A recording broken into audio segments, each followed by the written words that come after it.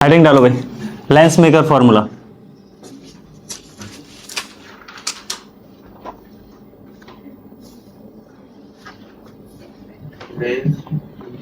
Lens maker formula, ठीक है। अच्छा, अब से पहले तुमने एक फॉर्मूला पढ़ा हुआ था जो रिफ्रैक्टिव सरफेस था, एक सर्कल सरफेस था, है ना, उससे एक फॉर्मूला बनाया था।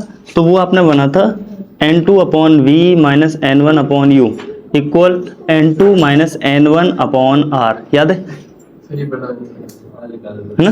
ड्राइव किया था, क्या था, ठीक है। चलो अब यहाँ पर n2 क्या होता है, गौर से सुनना। n2 उस सरफेस का रिफ्रैक्टिव इंडेक्स होता है जिसमें लाइट जा रही है ना। यानी n2 क्या है, जिसमें लाइट जा रही है, जिससे लाइट आ रही है, ठीक है। अच्छा, n1 क्या होता है, जिससे जा रही है, जिससे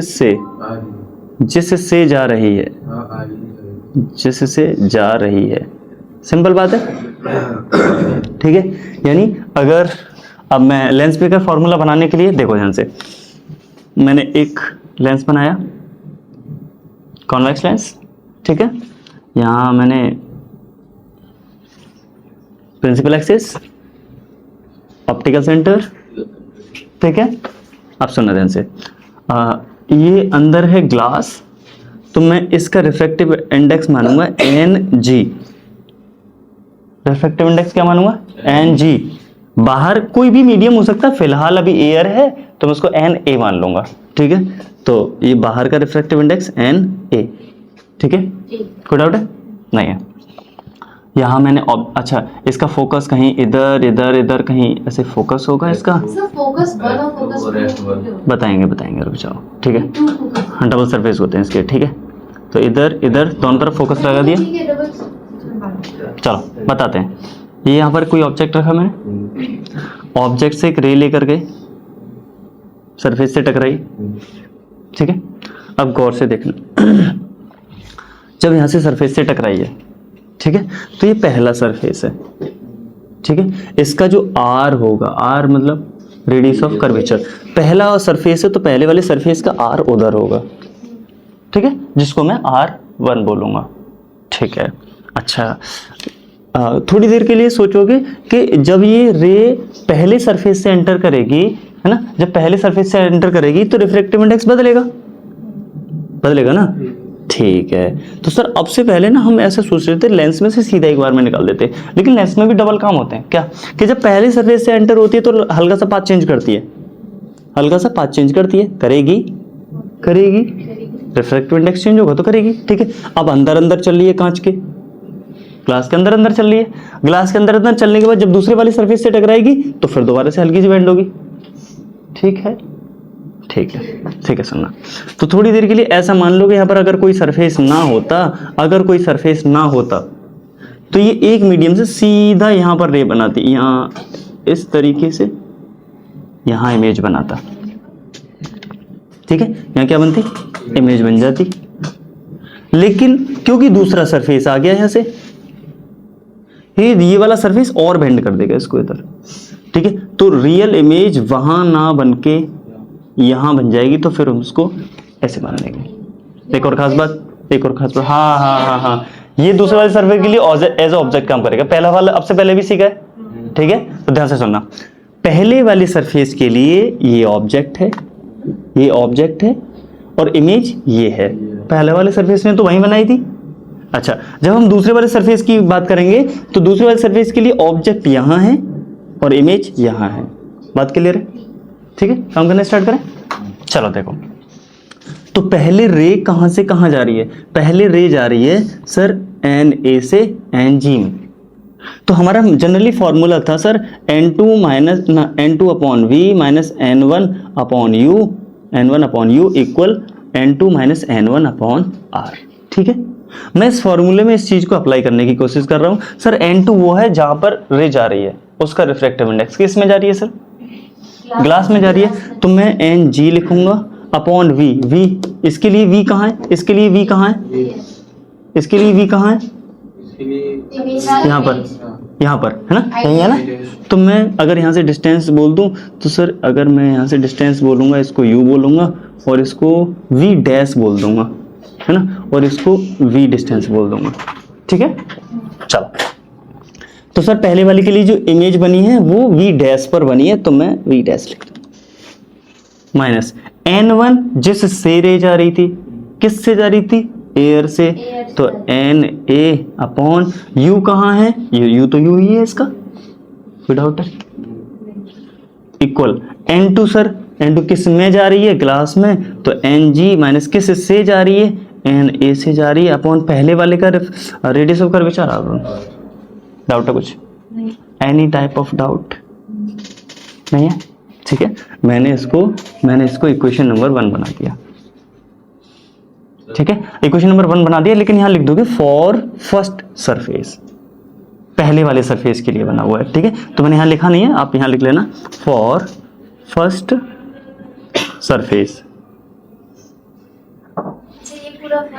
ये पूरा पहले वाले सरफेस के लिए, हमने दूसरे वाले सरफेस से कोई रिलेशन रखा ही नहीं है इसमें, ठीक है। अब लिखेंगे for second surface, for second surface दूसरे वाले सरफेस के लिए।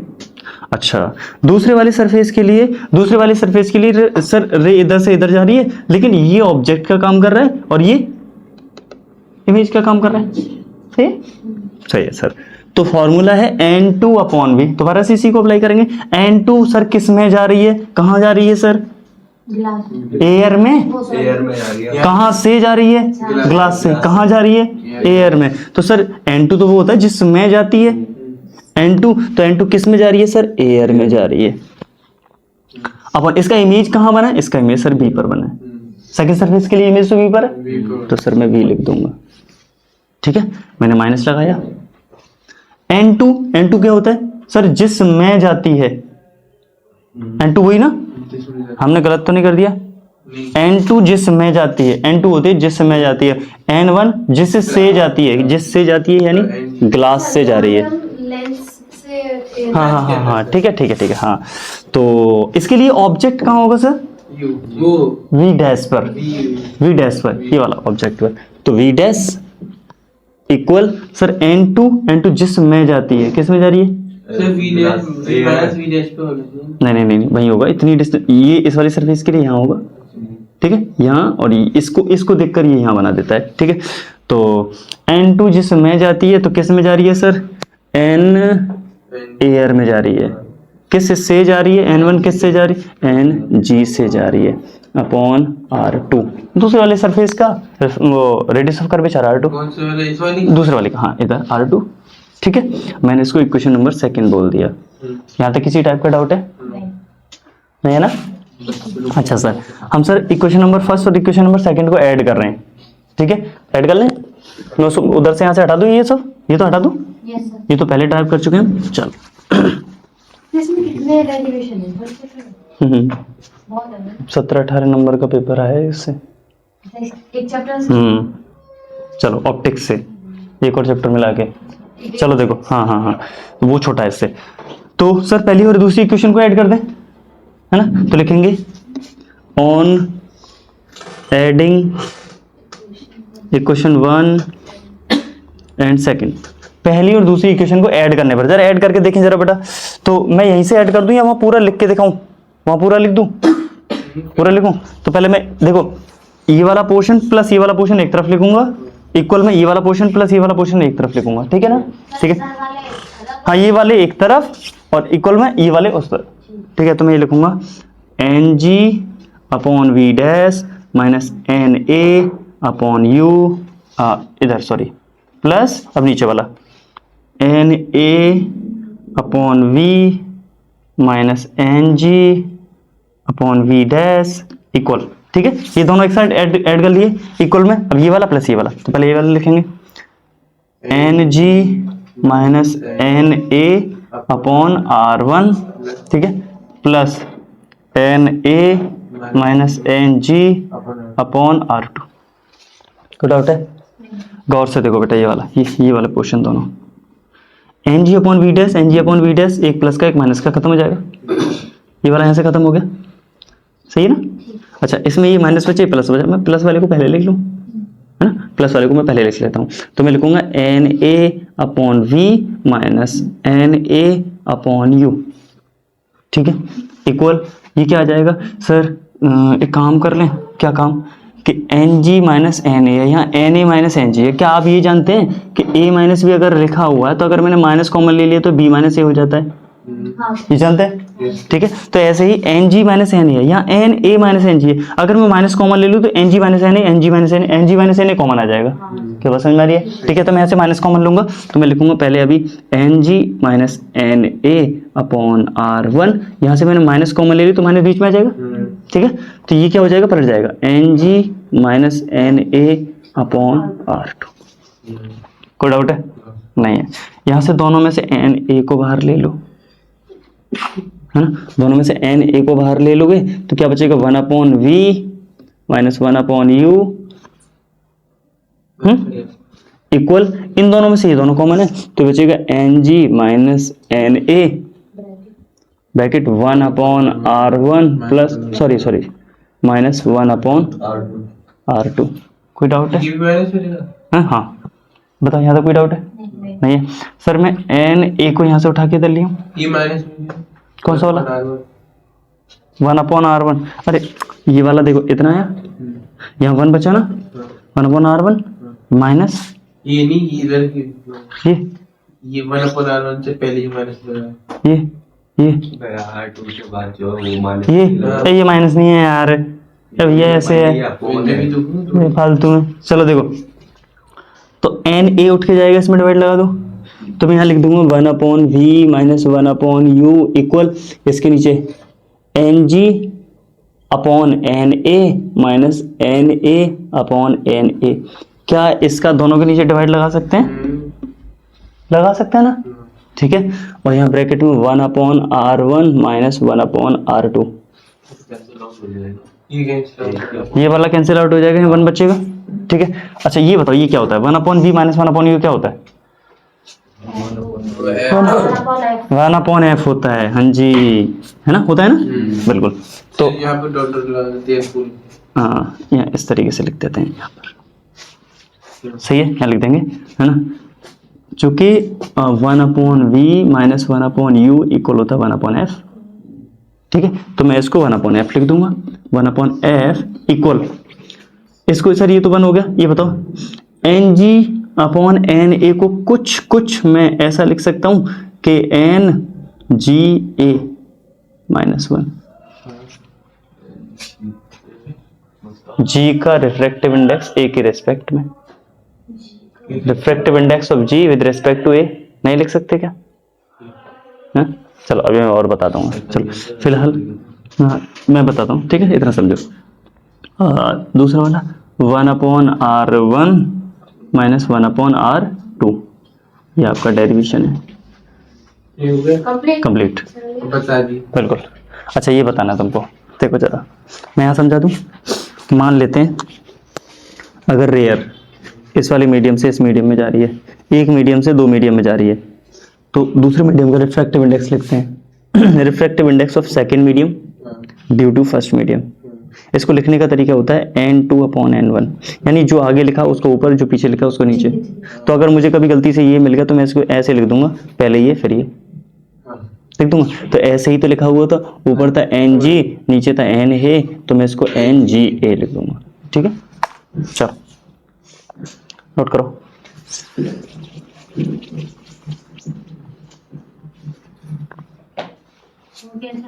हो गया। देखो यहाँ पर मैं कुछ केस लिख लेता हूँ।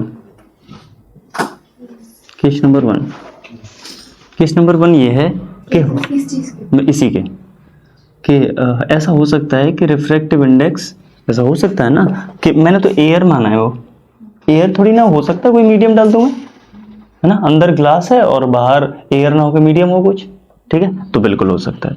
तो अगर मैं बोलूं कि सर एन जी और यहाँ पर एन ए, अगर एन जी का रिफ्रैक्टिव इंडेक्स ज़्यादा है एन ए से, एन जी मतलब ग्लास का रिफ्रैक्टिव इंडेक्स ज़्यादा है एयर से। ऐसे कह सकते हैं ना, एनजी की डेंसिटी ज्यादा है। हाँ, रिफ्रैक्टिव इंडेक्स ज़्यादा मतलब डेंसिटी ज़्यादा, बिल्कुल ठीक है। ऑप्टिकल डेंसिटी, इसका मतलब अगर ऐसा है, ठीक है, तो ये जो वर्क करेगा इट वर्क्स सिमिलरली, सिमिलर, जैसे काम करता है वैसे ही करता रहेगा, ठीक है। देखो ये कब तक काम करता रहेगा, जब तक रिफ्रैक्टिव इंडेक्स दोनों का अलग अलग है। अब ध्यान से सुनना, केस नंबर 2, केस नंबर 2 है कि एन ए बड़ा हो जाए एन जी से, मतलब बाहर का रिफ्रैक्टिव इंडेक्स ज्यादा हो जाए अंदर वाले रिफ्रैक्टिव इंडेक्स से, है ना। यानी बाहर हमने ऑयल डाल दिया या कुछ और डाल दिया, है ना, तो उसमें कांच डाल दिया तो उसका रिफ्रैक्टिव इंडेक्स ज्यादा हो जाएगा, है ना, अंदर वाले रिफ्रैक्टिव इंडेक्स कम हो जाएगा। तभी भी ऐसे ही वर्क करेगा जैसे अभी तक काम कर रहा है। कॉन्वेक्स है तो कॉन्वेक्स ही काम करेगा, ठीक है। अभी ध्यान से सुनना, एक लास्ट वाला केस आएगा, it works similarly. But case number third, case number third देखो, ऐसा हो सकता है कि सर बाहर का रिफ्रैक्टिव इंडेक्स अंदर का रिफ्रैक्टिव इंडेक्स दोनों बराबर हो जाए। यानी आपने कांच का रिफ्रैक्टिव इंडेक्स जितना है आपने ऐसे मीडियम में डाला कि उसका रिफ्रैक्टिव इंडेक्स उतना ही हो गया। नहीं समझे? ऐसे समझो कि एक कांच का ये है, आपने घुले हुए कांच में इसको डाल दिया तो उस कांच का रिफ्रैक्टिव इंडेक्स और इस कांच का रिफ्रैक्टिव इंडेक्स सेम ही होगा। बात क्लियर है? तो रे जो आएगी जैसे इसमें बेंड होती है वैसे उसमें बेंड होकर आएगी। तो तुम्हें बताया ना, रे सिर्फ रिफ्रैक्शन तब होता है जब एक मीडियम से दूसरे मीडियम में जाती है। तो बाहर का मीडियम सेम है, अंदर भी मीडियम सेम है, क्या रिफ्रैक्शन होगा? नहीं होगा ना। तो सोच के देखो, जब एन जी और एन ए बराबर हो जाएंगे तो गौर से देखो, यहां पर हमने N G upon N A लिखा था, N G upon N A दोनों बराबर रख देंगे तो कट जाएंगे, नहीं कटेंगे? और 1 में से 1 जीरो हो जाएगा, ये पूरा खत्म जीरो हो जाएगा। Focal length 1 upon F zero है, तो एफ करेंगे तो कितना आ जाएगा? मैं करके दिखा दूं एक बार, ठीक है। इसको हटा दूं यहाँ से, नहीं समझे? नहीं, 1 अपॉन एफ इक्वल, देखो ये जो N G upon N A था इसका मतलब है ना -1, और ये 1 upon R1 minus 1 upon R2 था, ठीक है। मैंने इन दोनों को बराबर लिख दिया कि एन ए जो है भैया एन जी के बराबर है, यानी दोनों मीडियम का रिफ्रैक्टिव इंडेक्स कैसा है? बराबर है। इसका मतलब 1 अपॉन एफ मैंने N A upon N A करा -1, और ये 1 upon R1 minus 1 upon R2। देखो इससे कटेगा 1 आ जाएगा, 1 में से 1 जीरो हो जाएगा, ठीक है। तो 1 अपॉन एफ का वैल्यू रियल में क्या आ गया? पूरा जीरो हो गया, ठीक है। जीरो के नीचे 1 लगा लो बेटा, इसको पलट दो, इसको पलट दो, तो 1 अपॉन एफ की जगह ही हो जाएगा एफ अपॉन 1 इक्वल हो जाएगा 1 अपॉन 0। क्या बात सही है? नहीं? क्यों सही नहीं है?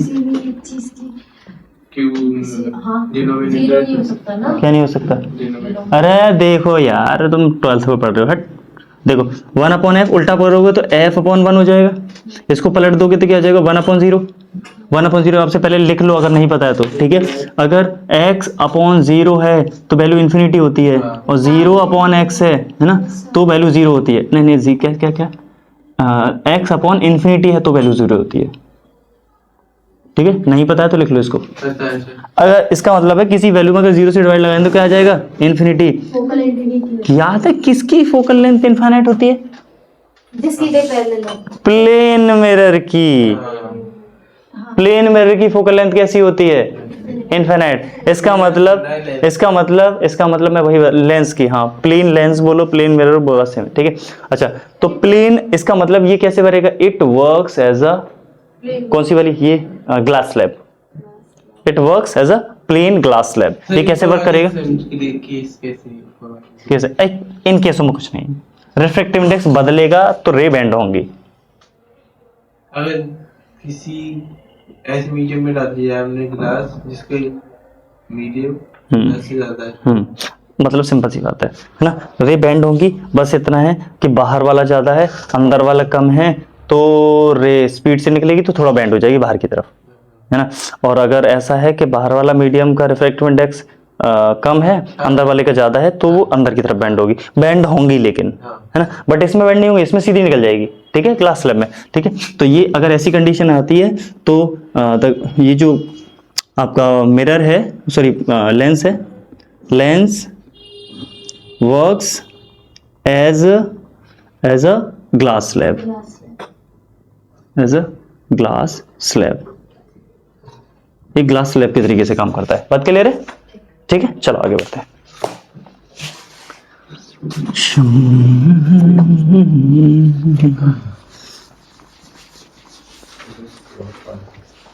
100% इनमें से एक आध दो डेरिवेशन आएगा, याद रखना। हमेशा से आते रहे हैं और आते रहेंगे। भारत माता की जय। चलो सुनो, तो इसके बाद इसको लिखो एंगुलर मोमेंटम, एंगुलर मैग्निफिकेशन लिखो, एंगुलर मैग्निफिकेशन। यही टॉपिक है। हाँ, एंगुलर मैग्निफिकेशन, सुकून से करते रहो। एंगुलर मैग्निफिकेशन, ठीक है, करें। देखो जरा बेटा, मान लेते हैं यहां हमारी आंख है, ठीक है, ऑब्जर्वर, ठीक है, और यहां से इतनी डिस्टेंस पर या कोई ऑब्जेक्ट रखा हुआ है। क्या रखा हुआ है? ऑब्जेक्ट रखा हुआ है, ठीक है। कुछ डिस्टेंस पर एक ऑब्जेक्ट रखा हुआ है, मान लेते हैं हाइट ऑफ ऑब्जेक्ट है इसका नाम, ठीक है। इस तरीके से इमेज बनेगी। मान लेते हैं यहाँ पर एक अल्फा एंगल बना हुआ है, ठीक है। मान लेते हैं यहां से यहाँ ये एक्स डिस्टेंस पर रखा हुआ है यहाँ से। तो मैं ये वाला एंगल निकालने की कोशिश करूंगा। tan अल्फा, tan क्या होता है? P upon B, perpendicular upon base, perpendicular upon base. तो मैं लिखूंगा HO अपॉन एक्स। कोई दिक्कत है सर? क्या मैं x बोलूं या ऐसा बोल दूं, ये इसको u डिस्टेंस पर रख दिया जाए तो HO अपॉन यू, इसमें कोई दो राय नहीं है। नहीं, बिल्कुल ठीक है। अच्छा, सोच के देखो, इसी ऑब्जेक्ट की कहीं पर इमेज बनी, इतनी बड़ी इमेज बनी, तो मैं हाइट ऑफ इमेज बोल दूं इसको।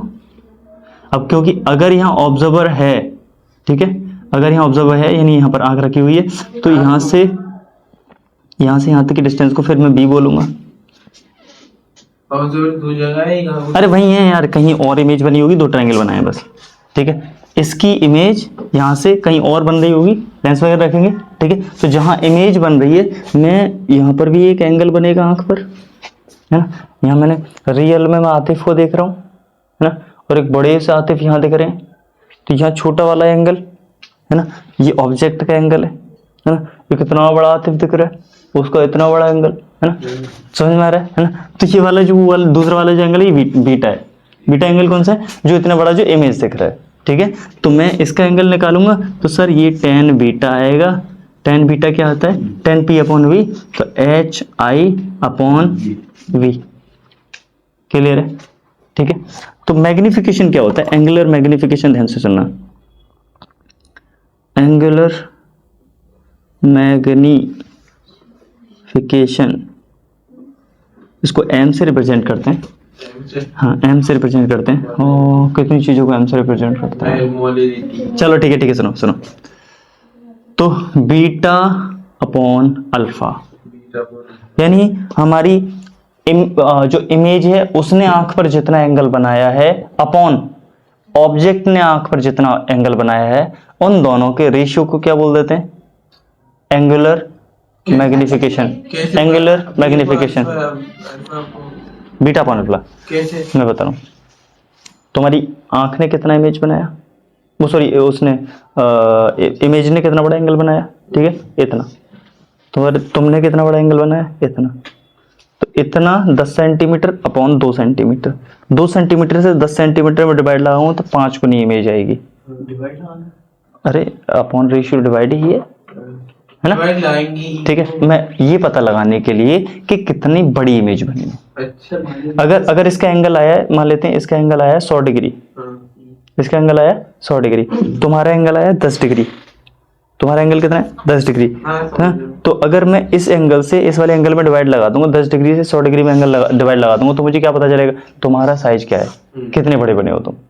है ना, इमेज कितनी बड़ी बनी है। तो एंगल में अगर इमेज के एंगल में डिवाइड लगा दिया जाए ऑब्जेक्ट के एंगल से तो क्या निकल कर आता है, एंगुलर मैग्निफिकेशन। तो यहां पर लिख लेते हैं सर, ये बीटा क्या है, बीटा ये है angle obtained by image at I, वहां पे लिख दो सर, दूसरा अपॉन में बढ़ा दे एंगल ऑब्टेन्ड भाई, छोटा बाय ऑब्जेक्ट एट आई। ठीक है, ये है एंगुलर मैग्निफिकेशन। ठीक है, तो यहां पर डेफिनेशन लिखेंगे, डेफिनेशन क्या होगी, रेशियो बता देंगे क्या, the ratio of angle of image obtained at the eye and the angle obtained by the object is called angular magnification बोल देंगे। ठीक है, the ratio of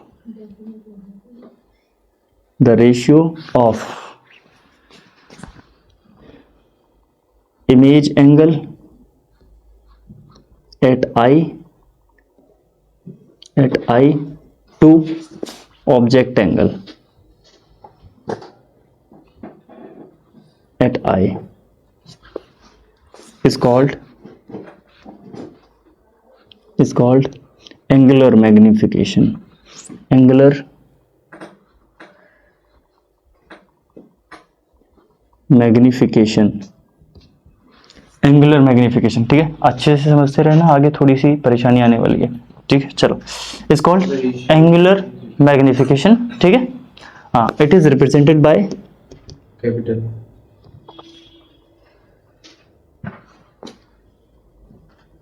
represented by capital है। ठीक है, चलो, अच्छा, इसके साथ एक चीज और समझो बेटा, हम नियर पॉइंट और फार पॉइंट समझते हैं, है ना, किसी चीज को हम कितने पास तक आराम से देख सकते हैं, कितने करीब तक आराम से देख सकते हैं, जानते हैं, नहीं, 25 सेंटीमीटर, है ना, और फार पॉइंट कितना होता है, फार पॉइंट, चलो मैं समझाने की कोशिश करता हूँ, ध्यान से सुनो। मैंने बोला कि अगर मैं किसी चीज को देखना चाहता हूँ, जनरली हमारी आंखें रिलैक्स मोड में कब होती है पता है, हमारा लेंस, मैंने तुम्हें बताया था, हमारा लेंस नॉर्मली फ्लैट रहने की कोशिश करता है, आंख में हमारा लेंस फ्लैट रहने की कोशिश करता है और वो हमारी नॉर्मल पोजीशन होती है ना। तो फ्लैट रहने से जो फोकल लेंथ होती है वो इन्फिनिटी पे चली जाती है। इसका मतलब है अगर हमें आसमान का तारा देखना है तो हमें बड़ा रिलैक्सेशन, सबसे सुख आनंद तभी आएगा हमें कि हम तारों को देख रहे होंगे, कोई पेन नहीं, कोई कुछ नहीं, आराम से आंख खोल के, बस आंखें खोले पड़े और वहां दिख रही है चीजें, है ना, मतलब हमें रिलैक्सेशन फील होगा, है ना, वहां हमें बिल्कुल भी प्रेशर फील नहीं होगा, हम हल्का सा भी आंखों को पुश नहीं कर रहे होंगे। ठीक है, फोकल लेंथ चेंज करने के लिए वो नॉर्मल फोकल लेंथ उतनी ही होती है, वहीं रहती है, इन्फिनिटी पर ही। ठीक है, सुनो, इसका मतलब है हम किसी भी चीज को कहां तक देख सकते हैं, इनफाइनाइट तक देख सकते हैं, है ना। लेकिन अब मैंने क्या किया, मैं उस चीज को पास लाने की कोशिश की, तो होता क्या, जनरली लेंस थिक होता है, पतला होता है, थिन होता है, तो थिन पे क्या होती है, इन्फिनिटी। अब मैं क्या कर रहा हूं, इसको थिक करने की कोशिश कर रहा हूं, मोटा करने की कोशिश कर रहा हूं, तो होता क्या है, मैं सिलियरी मसल से इसको पुश करता हूं, सिलियरी मसल से क्या करता हूं, इसको पुश करता हूं, तो इसको मोटा करने की कोशिश करता हूं। तो जैसे जैसे ये मोटा होता है फोकल लेंथ पास आती जाती है, मैं इसको इतना दबा देता हूं कि इन्फिनिटी से वो जो फोकल लेंथ थी वो कहां आ जाती है, 25 सेंटीमीटर। लेकिन 25 सेंटीमीटर से आगे आना मतलब थोड़ी और आ जाती है, लेकिन जनरली 25 सेंटीमीटर पे उतनी आ जाती है कि बहुत ज्यादा पेन नहीं होगा, लेकिन बहुत टाइम तक 25 सेंटीमीटर इतना करीब आराम से यहाँ पढ़ते हो, यहाँ लिखते हो, इतना आराम से रख सकते हो। ठीक है, उससे करीब लाओगे तो आंखों में एक पेन फील होगा। आप थोड़ी देर के लिए यहाँ तक हाथ को रखो, यहीं और यहीं देखते रहो, आपको महसूस होगा थोड़ी देर बाद कि आंखों में एक दर्द सा महसूस हो रहा है ना। तो बात समझ में आ रही है, इसका मतलब है सिलियरी मसल ज्यादा पुश करती है उसको। सिंपल सी बात यह है कि हम किसी भी चीज को मैक्सिमम कहां डिस्टेंस तक देख सकते हैं, कितने डिस्टेंस तक देख सकते हैं, मैक्सिमम कितनी डिस्टेंस तक देख सकते हैं, इन्फिनिटी, है ना। और पास से पास कितनी दूर देख सकते हैं, 25 सेंटीमीटर। लेकिन हमारी रिलैक्सेशन पोजीशन कौन सी होती है, यहाँ पर आराम से देख सकते हैं, तारों को देखना, इन्फिनिटी पर। है ना, वहां हमें कोई भी पुश नहीं करना पड़ता उसको। तो रिलैक्सेशन सबसे बेस्ट कंडीशन कहाँ होती है, जब हम डिस्टेंस की ऑब्जेक्ट को देखते हैं, दूर के ऑब्जेक्ट्स को देखते हैं। बात क्लियर है, ठीक है। अच्छा, पास के ऑब्जेक्ट्स को देखने के लिए 25 सेंटीमीटर पे इमेज बनानी होती है। बात क्लियर है। अच्छा, 25 सेंटीमीटर को अब से मैं डी बोलूंगा, डी से रिप्रेजेंट करूंगा, D for 25 centimetre. Distinct vision, distinct मतलब क्लियर विजन, कहां तक देख सकते हैं आप, ठीक है, उसको डी से रिप्रेजेंट करेंगे। बात क्लियर है। दूसरा लिखो, हेडिंग डालो। क्या बताइए सर? सिंपल माइक्रोस्कोप, कौन सा मैंने सिंपल माइक्रोस्कोप, सिंपल, नहीं था हाँ, अरे अब तो स्टार्ट हुआ है ना, ठीक है। माइक्रोस्कोप। हाँ, सिंपल माइक्रोस्कोप। सिंपल माइक्रोस्कोप समझते हो तुम, वो जो तुम्हारे ज्योमेट्री बॉक्स में आता था एक कांच, अब नहीं आता भाई। वो जब भाई वो कांच वो नहीं होता, वो मैग्निफिकेशन ग्लास हाँ, थोड़ा बहुत करता है, करता तो है, करता तो है। हाँ हाँ हाँ, वो छोटा ऐसे कर करके देखते हैं उसको, ऐसे ऐसे कर करके देखते हैं। चलो ठीक है। अच्छा, आप अब थोड़ी देर अब एक चीज समझो पहले। तोड़ दी। अच्छा, एक बात बताओ बेटा, देखो सुनो, यहाँ पर मेरी आंख से मैं किसी ऑब्जेक्ट को बनाने की कोशिश, जनरली क्या होता है, मान लेते हैं अगर मुझे सही डिस्टेंस पर देखना है किसी ऑब्जेक्ट को, इमेज को, तो यहाँ मैं रखने की कोशिश करता हूँ, ठीक है। इमेज भी बनाना तो मुझे यही बनाना है, ठीक है। तो यहाँ इससे ये वाला यहाँ मैं ऑब्जर्वर बना देता हूँ ऐसे, ठीक है। अच्छा, तो मैं इसको यहाँ से इस तरीके से कनेक्ट करके मैं इसको एच रख लेता हूँ, ठीक है। मैं इसको अल्फा बोल लूंगा, इसको अल्फा बोल लूंगा। तो टेन अल्फा, एक और चीज, एक और खास बात, अब से पहले वाले जो था ना, ध्यान से सुनना, उसमें टेन अल्फा निकाला था आपने, ठीक है। अभी इसको थोड़ी साइड रखते हैं। Tan alpha equal H O upon क्या था, अपॉन यू था, यू था, ठीक है, यू था। याद रखना, ये छोटे छोटे, बहुत छोटे छोटे एंगल्स होते हैं। कैसे होते हैं, बहुत छोटे छोटे एंगल्स होते हैं। तो मैंने तुम्हें पहले से भी बताया है कि जब छोटा एंगल हो तो टेन थीटा और साइन थीटा को सिर्फ थीटा मान लेते हैं। अल्फा मान लेते इसका मतलब यहाँ से अल्फा की वैल्यू क्या आएगी, एच ओ अपॉन यू। ऐसी वहां से बीटा जो था उनको सही कर लेना तुम, ठीक है। वहां टेन अल्फा की जगह एक और बार अल्फा इक्वल भी लिख देना उसको, ऐसे बीटा इक्वल भी रख देना वहां टेन, ठीक है। चलो चलो, बात क्लियर है। किसको? हाँ, रुक जाओ, चलो सुनो, तो ध्यान सुनो। मैंने डी डिस्टेंस पर ऑब्जेक्ट को रखा है, मैं यहाँ पर देखना पसंद करता हूँ किसी भी चीज को जनरली, ठीक है। मैं यहाँ देखना पसंद करता हूँ, तो मैं लिखूंगा tan alpha equal H O upon D. अब क्योंकि एंगल बहुत छोटा है तो मैं सीधा लिख दूंगा alpha equal H O upon D. Sir simple magnification scope, हाँ, सिंपल माइक्रोस्कोप, ठीक है। बात क्लियर है। चलो आगे देखते हैं। अब की बार मैंने क्या किया, ये जनरली हमारा ऐसा होता है, लेकिन अब की बार मैंने क्या किया, यहां पर मैंने एक लेंस रखा,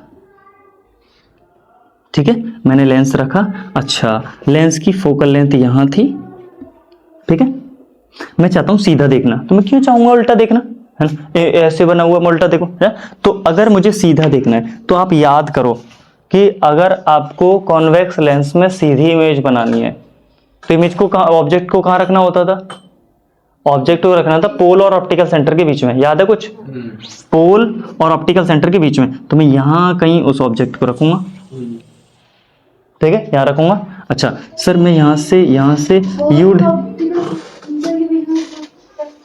हाँ, पोल और ऑप्टिकल सेंटर के बीच में ही तो होता, तभी तो सीधी बनाता है इमेज। अच्छा, बिल्कुल आपने बीच में रखा है ना? क्या एग्जैक्ट बीच, ऐसे जरूरी नहीं है बिल्कुल बीच में, बस उससे उधर हो, सिंपल ये बात तो फोकल और ऑप्टिकल सेंटर के बीच में है ना? है। मैंने क्या बोला, पोल पोल नहीं, फोकस और ऑप्टिकल सेंटर के बीच में, ठीक है। हाँ ठीक है, हाँ, फोकस और ऑप्टिकल सेंटर के बीच में। सुनो ध्यान से, अब इमेज कैसे बनाएंगे, इमेज फॉर्मेशन कैसे करेंगे, यहाँ से एक रेज जाएगी, है ना, यहाँ से एक रेज आएगी, कहाँ से निकल जाएगी, आगे वाले फोकस से, यहाँ कहीं फोकस होगा, ऐसे निकल जाएगी, ठीक है। एक रे यहाँ से निकलेगी, यहाँ से ऐसे, ये आगे तो कहीं मिलेंगी नहीं, तो पीछे मिलाने की कोशिश करेंगे इनको, ऐसे ऐसे,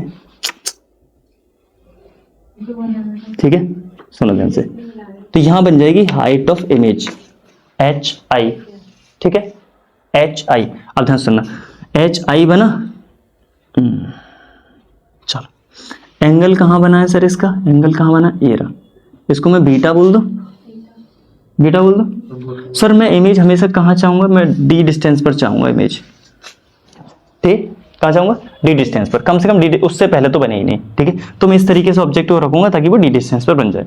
तो सर अगर मैं यहाँ से बीटा की वैल्यू निकालूं इस वाले एंगल में, तो और से देखो दो ट्रायंगल बने, एक ट्रायंगल ये रहा और एक ट्रायंगल ये रहा, है ना, है, ठीक है ना, थोड़ा सा है ना। चलो ठीक है, अब सुनो, मैं इस वाले ट्रायंगल और इस वाले ट्रायंगल के लिए क्या मैं tan बीटा निकाल सकता हूँ, tan बीटा निकाल सकते हैं। tan बीटा जनरली इसके लिए निकाला जाता है, किसके लिए निकाल लेते हैं सर, एच आई अपॉन यहाँ से यहाँ तक का d,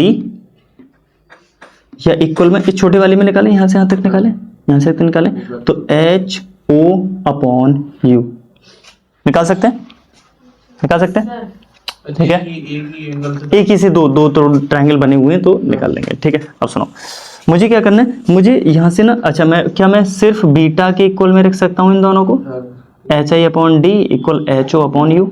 हमें यहाँ समझ में आया, बताइएगा।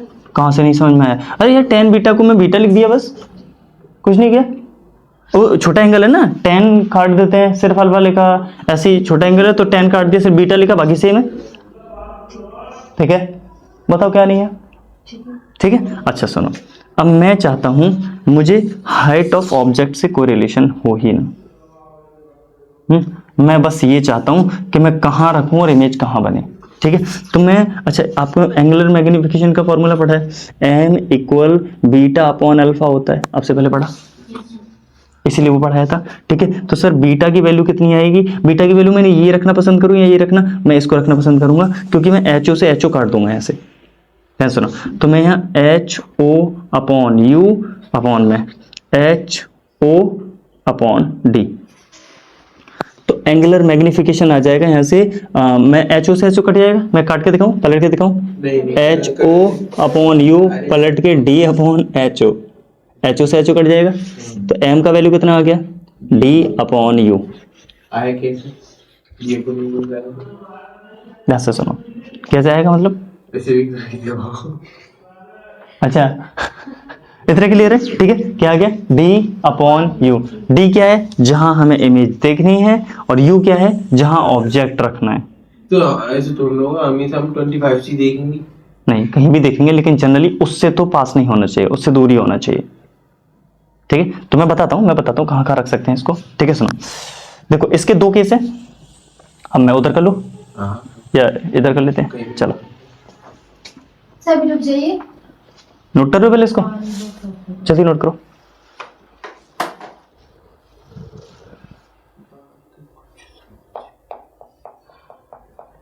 मैं पहले बना ही दूं पूरा, नहीं सर, हम पहले एक मिनट रुको, ऑब्जर्वर क्या कर रहा है, एक मिनट रुको, ऑब्जर्वर कुछ नहीं कर रहा, बस मजे ले रहा है, आ जाएगा समझ। देखो इसी फॉर्मूले को उठा के मैं इधर लेकर जा रहा हूं, m equal D upon u, ठीक है।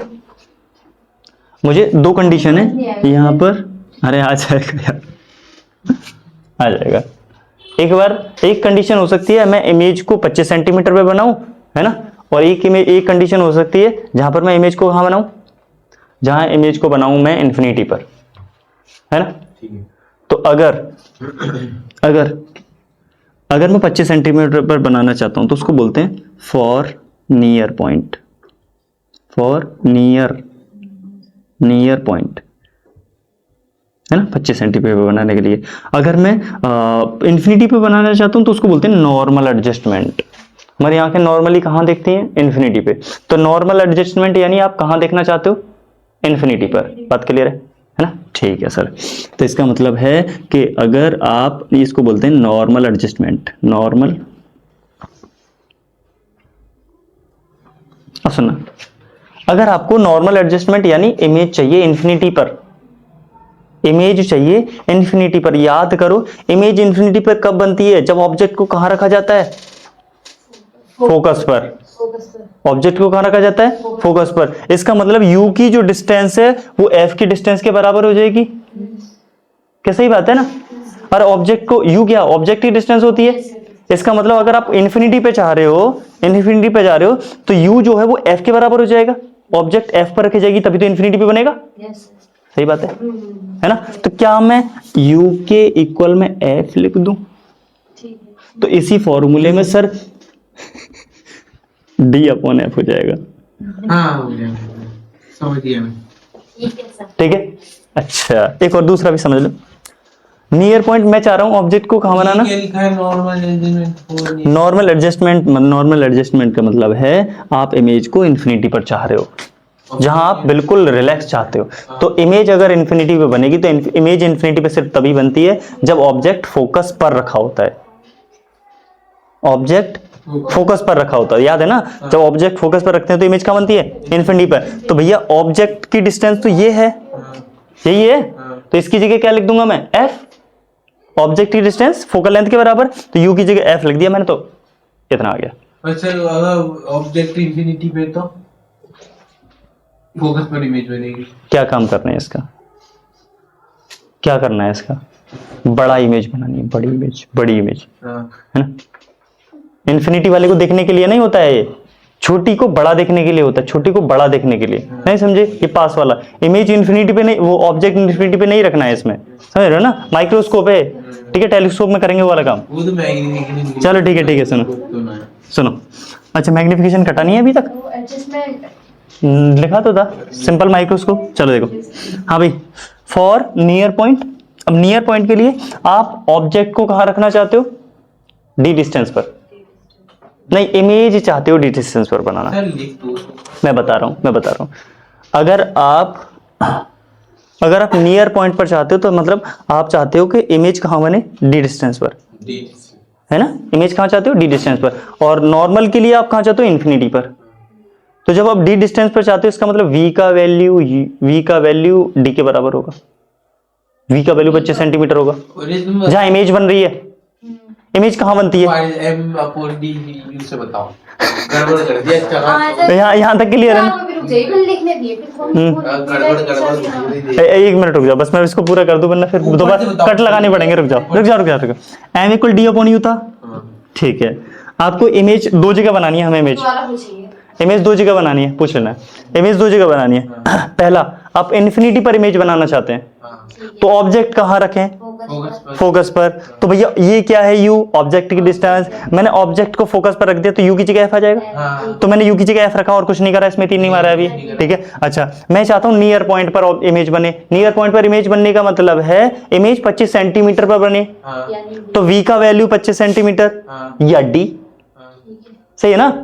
सही है। अब देखो जरा करके देखते हैं, आप थोड़ा फॉर्मूला लगाते थे, 1 upon F equal 1 upon we minus 1 upon U होता है। रुक जाओ जरा, ठीक है। कौन सा लेंस है, कॉन्वेक्स, फोकल लेंथ पॉजिटिव आएगी, ठीक है, इक्वल 1 अपॉन, सर इमेज कहाँ बनानी है, 25 सेंटीमीटर पर। 25 सेंटीमीटर ना, तो उसको डी बोल दूंगा। सर इमेज इधर ही बनेगी, ऑब्जेक्ट इधर रखा जाएगा, उसके अपोजिट साइड में इमेज आएगी, तो डी का वैल्यू नेगेटिव आएगा।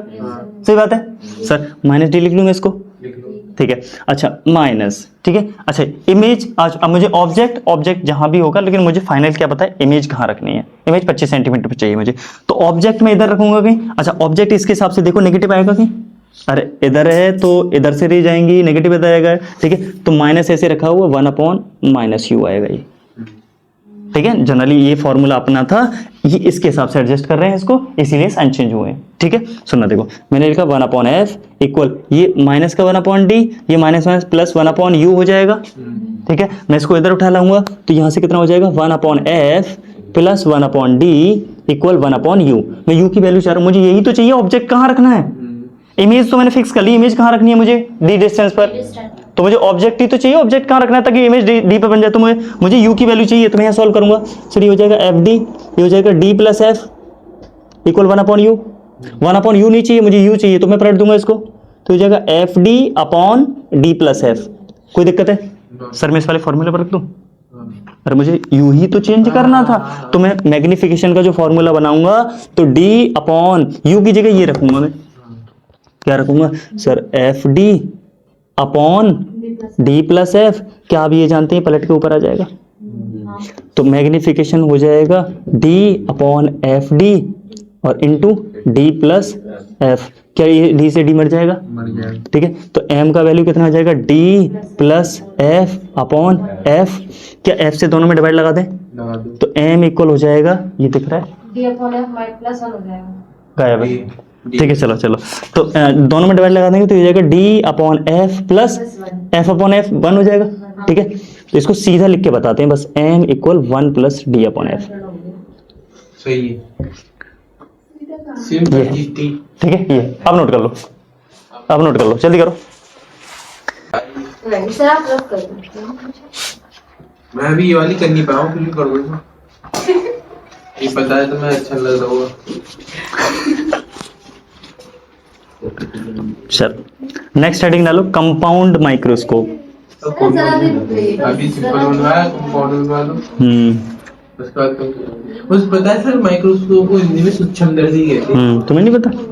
तुम्हें अभी तो बता रहा हूँ। सूक्ष्मदर्शी एक का नाम होता है दूरदर्शी, टेलीस्कोप को दूरदर्शी बोलते हैं। पहली सूक्ष्मदर्शी उन्होंने बनाई थी, रॉबर्ट हुक ये ने। मुझे पता चलो था। हाँ भाई, हाँ ये वही सेल वाले चैप्टर पढ़ के वहीं से वो तो कहीं से तो पता चलेगी। चलो भाई ठीक है, इसे और ना करें। वो कर रही हैं। अच्छा उन्होंने कर लिया। उससे डरता तो वो हमारा भी पकड़ लेगा। है। सर प्लीज वीडियो दे दीजिए। चलो भाई रेडी, आगे देखो। तो इसके बाद हेडिंग डालो, कंपाउंड अब नहीं करेंगे ना, ऐसा करेंगे सर, तुम वहां से कर लेंगे। अब बनना शांत रहो बस। Compound microscope. अब कंपाउंड माइक्रोस्कोप में हम छोटी छोटी बहुत छोटी छोटी चीजें उनको बड़ा कर करके देखने की कोशिश करते हैं। ठीक है, सुनो ध्यान से।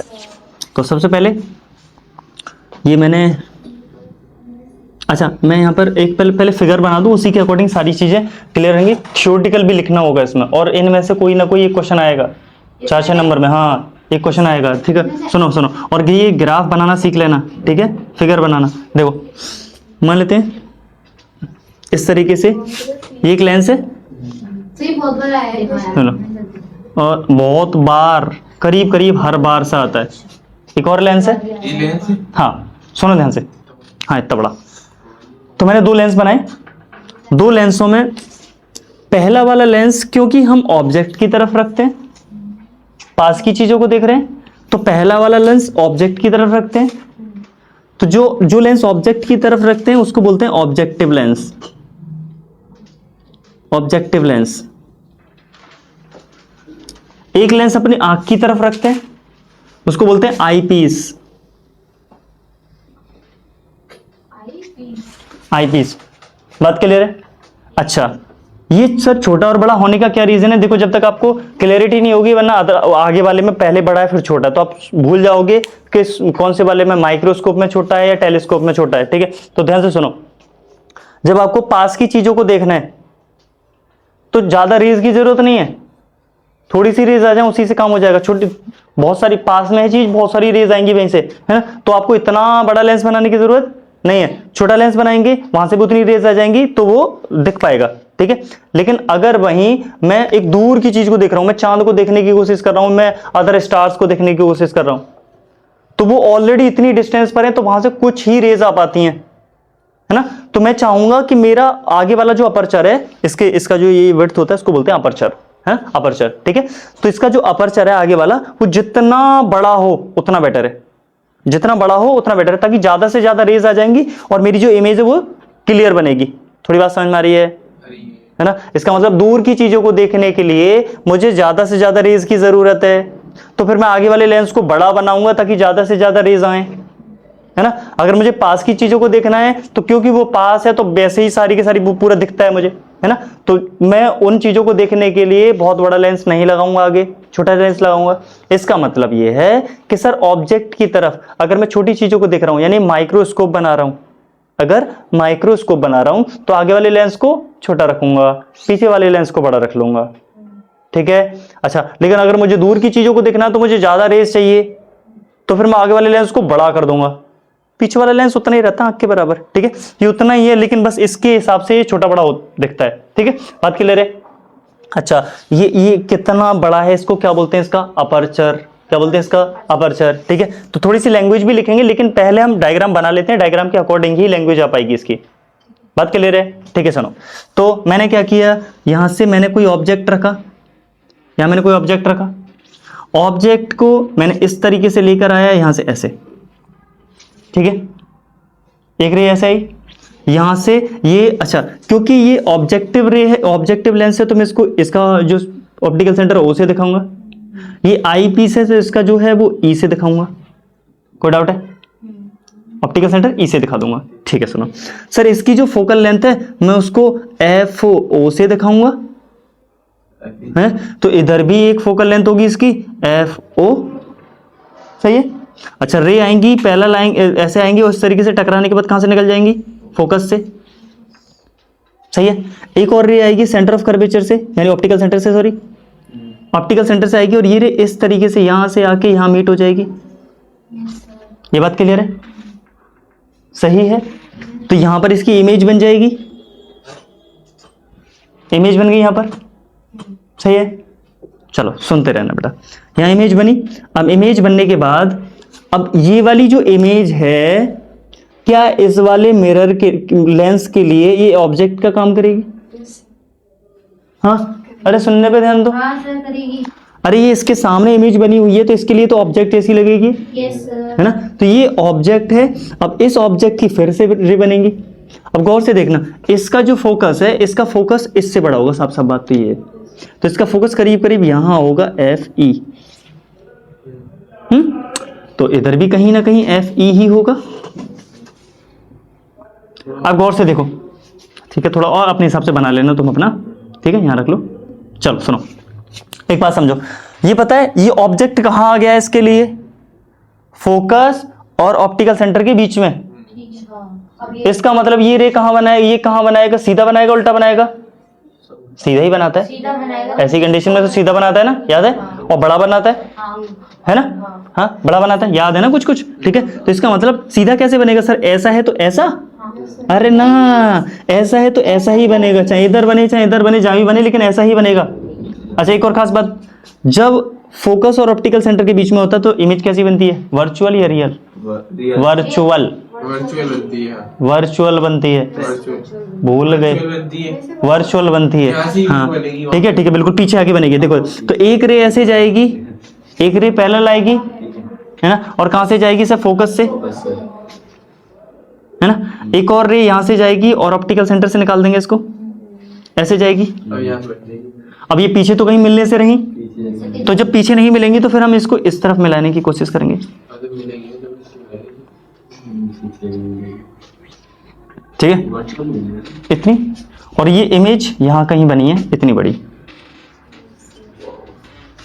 यानी वो छोटी सी जो चींटी थी वो इतना बड़ा चींटा दिख रहा है। क्लियर है? ठीक है सर, और कुछ कर सकते हैं इसमें? और फिलहाल कुछ नहीं है, बस मैग्निफिकेशन और सेट करना और थ्योरी लिखनी है इसकी, बस ये बस। करो करो करो, ठीक है। सही है। ठीक है सर। अब ये क्या है? आप थोड़ा लिख लें इसमें, थ्योरी लिख लें, सर टेस्ट ही है। थ्योरी लिख लें, थ्योरी। चलो थ्योरी में क्या लिखना है बेटा? हमने वी यूज टू लेंसेज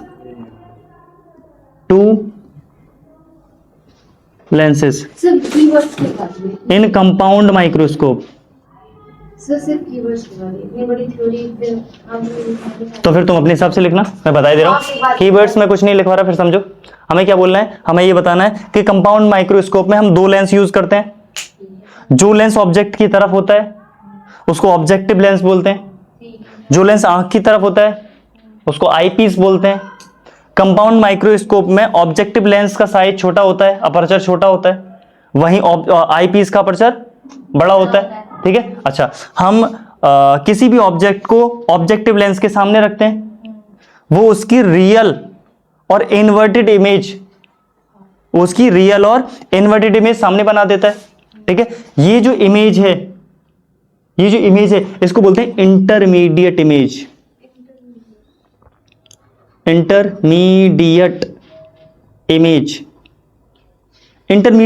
यानी साफ साफ बात यह है कि यहां पर रियल बनी होगी, यहां पर कोई ना कोई एक इमेज बनी होगी, लेकिन वो इमेज इसके ऑब्जेक्ट का काम करेगी और रियल में हमें फाइनल यहां मिलती है। यानी कहीं ना कहीं एक बीच में इमेज भी बन रही है, इंटरमीडिएट, जो हमें पता नहीं चला, ठीक है। कहीं बनी होगी फिर उसका यहां आके इस तरीके से बन गई, ठीक है। इसको बोलते हैं इंटरमीडिएट इमेज। तो पहले वाला जो लेंस है, जो ऑब्जेक्टिव लेंस है, वो एक इंटरमीडिएट इमेज बनाता है।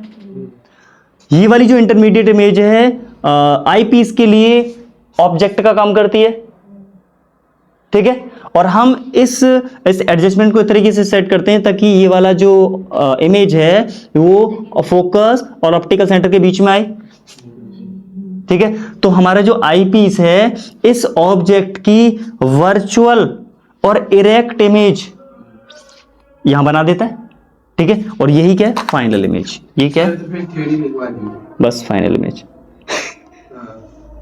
जाएंगे हम फाइनल इमेज। क्या बात समझ में आई है? सर लिखवा दे। लिख लेंगे अब? हाँ We used to learn in जल्दी बताओ। सर लिखवाइए। लिख लेंगे? ये लिख लेंगे सर, हम तो रहेंगे ना। चलो थ्योरी लिखवा रहे हैं, लेकिन उससे पहले इसका वो कर देते हैं क्या, क्या मैग्निफिकेशन। चलो ये वाला जो लेंस है इसका मैग्निफिकेशन सिर्फ इतना करेगा, m इक्वल m1 बोलेंगे, दो लेंस है ना इसमें, m1 इक्वल ये v/u करेगा सिर्फ,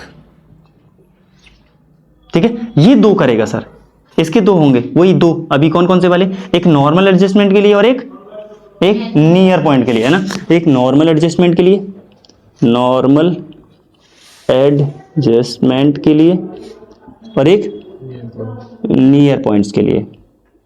तो नियर पॉइंट्स के लिए जो होगा सर, अभी फॉर्मूला क्या बना था, अभी फॉर्मूला बना था नियर पॉइंट्स के लिए जो मैग्निफिकेशन होगा वो होगा कितना, 1 प्लस डी आया था, 1 प्लस डी अपॉन एफ आया था। हाँ तो डी अपॉन एफ, एफ कौन सा वाला, एफ ओ या एफ ई, इसका है एफ ई, अरे इसका है ना, तो एफ ई आएगा। तो सर ये तो इसका ये आ गया, है ना। अगर ये वाला है तो ये वाला आएगा, अगर सर ये वाला है तो कौन सा आएगा, तो m इक्वल क्या था, D upon F, D upon F था, लेकिन डी अपॉन एफ थोड़ी ना आएगा सर, डी अपॉन एफ ई आएगा, क्योंकि इसकी फोकल लेंथ तो एफ ई है, ठीक है सर। ये वाला आएगा। अब ध्यान से सुनना, इसकी दो कंडीशंस हैं, होगा एक ही, कोई होगा एक ही। अब इसकी मैग्निफिकेशन इतनी है, इसकी मैग्निफिकेशन, इसको m2 बोल देता हूं, इसकी मैग्निफिकेशन इतनी है, तो टोटल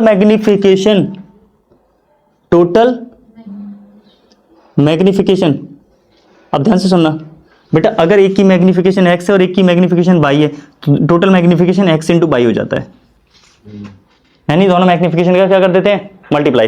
यानी फाइनल मैग्निफिकेशन जो होगी m होगी वो m1 इंटू m2 होगी, ठीक है। तो सर m1 का मल्टीप्लाई कितना है, m1 है v अपॉन u, एक बार इसको रखेंगे क्या, d अपॉन एफ ई, तो फाइनल है ये, लेकिन किसके लिए, नॉर्मल एडजस्टमेंट के लिए। नॉर्मल एडजस्टमेंट के लिए पूरी का ये है, अकेले का इतना था, नहीं समझे, है ना, ये पूरे का है ना। तो ये किसके लिए सर, नॉर्मल एडजस्टमेंट के लिए, है ना। अगर मैं बोलूं नियर पॉइंट्स के लिए क्या होगी सर, उस हिसाब से नियर पॉइंट के लिए क्या होगी, तो सर m1 इंटू m2 करेंगे, m1 की तो वही v अपॉन u ही है ना, m2 की क्या होगी 1 प्लस डी अपॉन एफ ई, हो गया, ठीक है। इसको नोट कर लो, इसके बाद थ्योरी लिखते हैं, ठीक है। चलो किसने, वाला लिखते हैं सर हम। हाँ करो।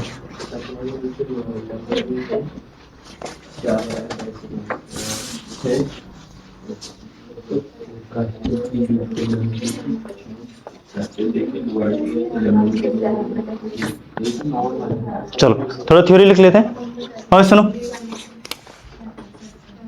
लिखो, in compound microscope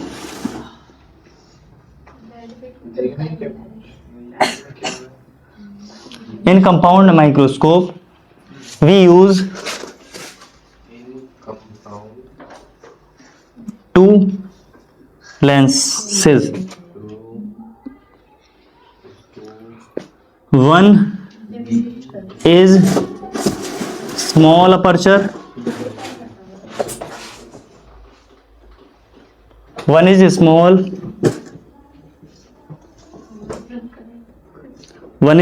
aperture, which is known as, which is objective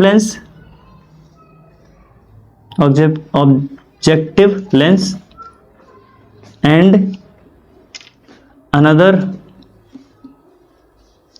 with large aperture, which is eyepiece lens. We put an object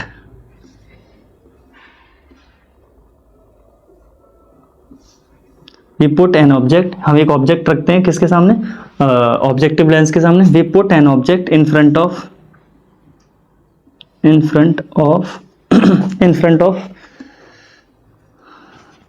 of objective lens.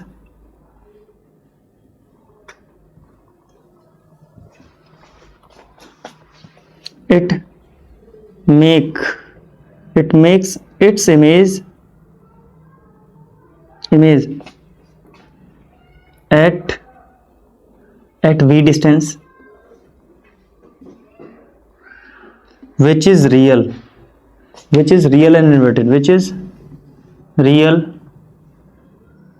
and inverted, ये जो इमेज है ये दूसरे वाले लेंस के लिए किसका काम करेगी, ऑब्जेक्ट का काम करेगी. दिस इमेज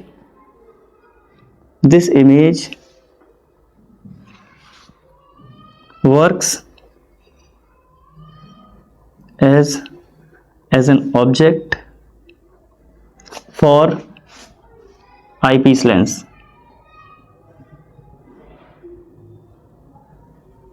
सही के लिखा है आईपीस लेंस. ये वाला जो आईपीस है ये इसकी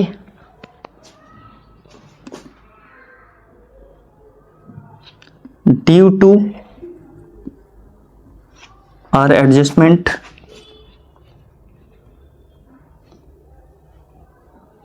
हमारे एडजस्टमेंट की वजह से जो इमेज बनती है वो कहाँ बनती है, ये जो इमेज थी वो कहाँ थी, वो फोकस और ऑप्टिकल सेंटर के बीच में थी. ठीक है, due to our adjustment this virtual object, virtually तो ऑब्जेक्ट है, रियल ऑब्जेक्ट तो है नहीं. This virtual object in between focus and optical center.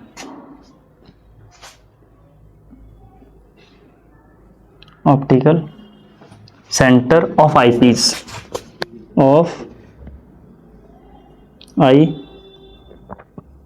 Eyepiece के फोकस और ऑप्टिकल सेंटर के बीच में है. तो आईपीस लेंस इसकी कैसी इमेज बना देगा, वर्चुअल एंड इरेक्ट और लार्ज इमेज है ना. देन तब eyepiece makes it's large virtual and erect image, large virtual and erect image.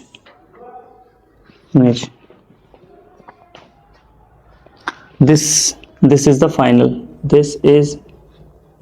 image. This is the final image. जब पेपर में लिखो तो पहले आपको थ्योरी लिखनी है. ठीक है, अच्छा हमने पहले थ्योरी क्यों नहीं लिखी, पहले आपको समझ में नहीं आता कि क्या क्या करना है ना, तो पहले हमने थोड़ा फिगर के हिसाब से तो सारा कुछ लिखा है. ठीक है, तो आपको रियल में जब तैयार करके जाओगे तो पेपर में पहले थ्योरी लिखनी है. ठीक है, समझ में आएगा ना कहाँ कहाँ कौन कौन सी रेस कैसे बनानी है. ठीक है, तो पहले थ्योरी लिखनी है, उसके बाद फिर डायग्राम बनाना है, उसके बाद फिर वो फॉर्मूला जो बनाया है. ठीक है, समझ में आ गया है, पहले थ्योरी फिर डायग्राम उसके बाद वो मैग्निफिकेशन वाले फॉर्मूले. ठीक है, बड़ा बेटा चलो कंपाउंड माइक्रोस्कोप. अब लिखो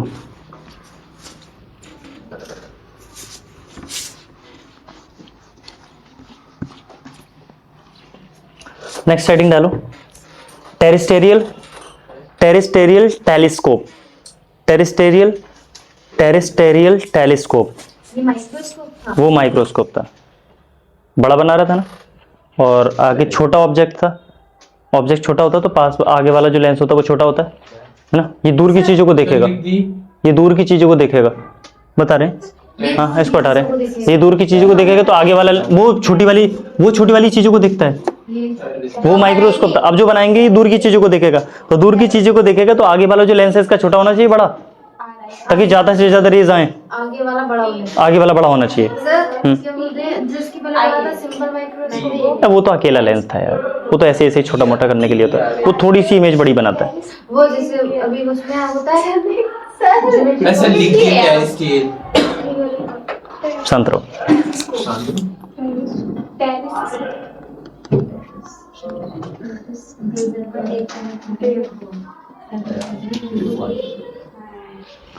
टेली गलत हो सकता है, TELE होता है सही।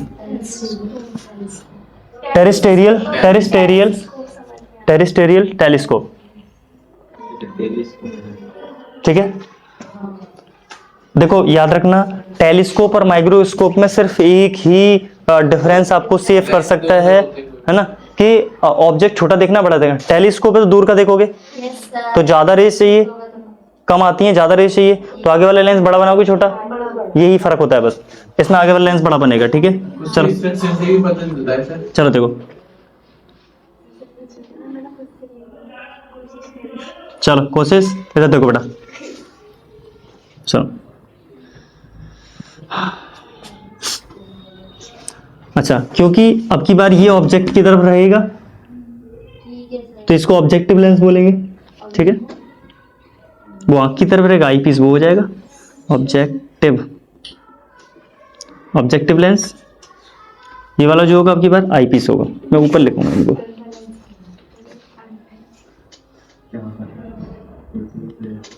ऑब्जेक्टिव लेंस, दूसरा क्या होता है, आई पीस, ठीक है। अच्छा, थ्योरी में हम लिखेंगे कि ऑब्जेक्टिव अभी और बड़ा है। बड़ा होने का मेन रीजन भी आपको शायद समझ में आना चाहिए कि बड़ा होने का मेन रीजन क्या है।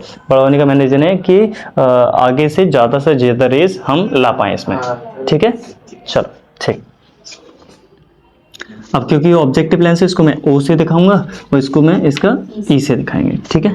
इसका फोकल लेंथ थोड़ी सी बड़ी होगी तो मैं इसकी फोकल लेंथ यहाँ से FO और यहाँ से FO इधर लाऊंगा, ठीक है, FO, ठीक है। थोड़ा और लाते हैं आगे, ठीक है, सही है।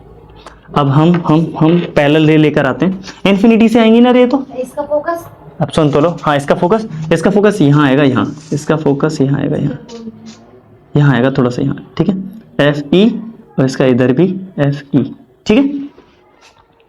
याद रखना इसका फोकस उसके फोकस में घुसा हुआ है, और सेट ही हम ऐसे करते हैं।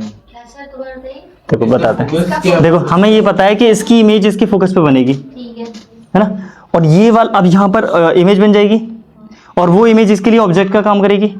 और हम क्या चाहते हैं, इसके सामने जो ऑब्जेक्ट हो वो कहाँ हो, इसके ऑप्टिकल सेंटर और फोकस के बीच में, तो इसीलिए इसका फोकस इसके पीछे बनाना पड़ेगा।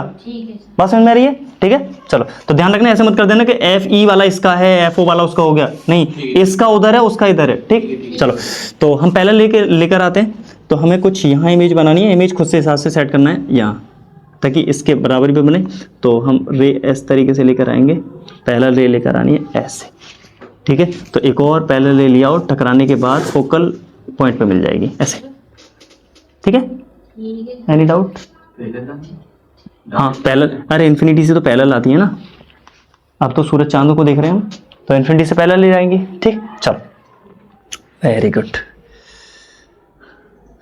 ऑब्जेक्ट के साथ अल्फा एंगल बनता है। अच्छा, ये अल्फा है तो अंदर वाला भी अल्फा ही होगा। ये अल्फा है तो अंदर वाला भी अल्फा, जानते हैं ना, ये रे इस तरीके से काट जाते हैं तो ये वाला एंगल इस वाले एंगल के बराबर हो जाता है ना। बनाने में लग जाते हैं सारे बच्चे। चलो देखो, अब यहाँ पर एक क्या बनाई, यहाँ इमेज बनी है ना। इमेज कहाँ बना दी हमने, FO पर बनानी थी यार, FO पर बनानी है, यहाँ बनाइए, ठीक है। चलो, इसको आगे निकाल दो, चलो ठीक है। चलो, ये इमेज कहाँ बनी है, FO पर। अरे और इसके फोकस पर ही तो बनेगी, अपने फोकस पर ही तो बनाएंगे हैं, इसी के तो फोकस प्लेन में मिलेगी जाके, ठीक है। तो यहाँ बन गई। अच्छा, ये इमेज है, अब ये इमेज है, ये इमेज इसके लिए ऑब्जेक्ट का काम करेगी, ठीक है। चलो, तो यहाँ से फिर से रे लेकर जाएंगे, एक रे जाएगी पैरेलल, एक रे पैरेलल जाएगी, टकराने के बाद इसके फोकस से चली जाएगी, दूसरी रे इस तरीके से ऐसे निकलेगी, है ना, इस तरीके से निकलेंगी। अब आगे तो मिलने से रही, तो हम पीछे मिलाएंगे इनको।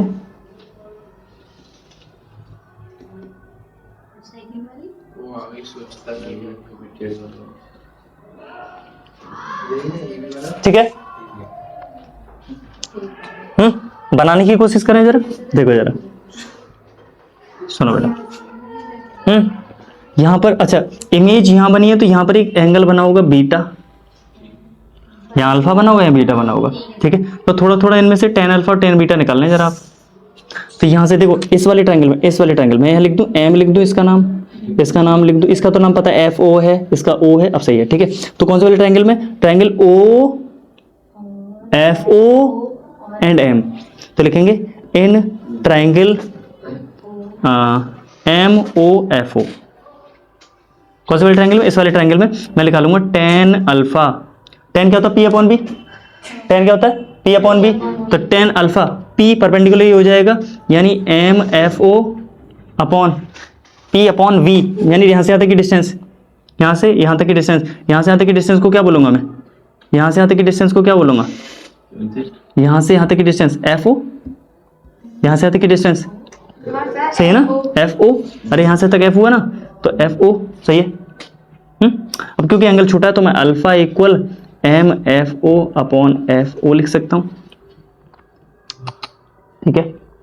अच्छा इस वाले में ट्रायंगल देखो, एक ये ट्रायंगल दिख रहा है, ये वाला ये दिख रहा है, तो यहाँ भी लिख लें, यहाँ लिखेंगे इन ट्रायंगल कौन सा वाला MFOE, है ना, MEFO, या ऐसे लिख दो जैसे MEFO,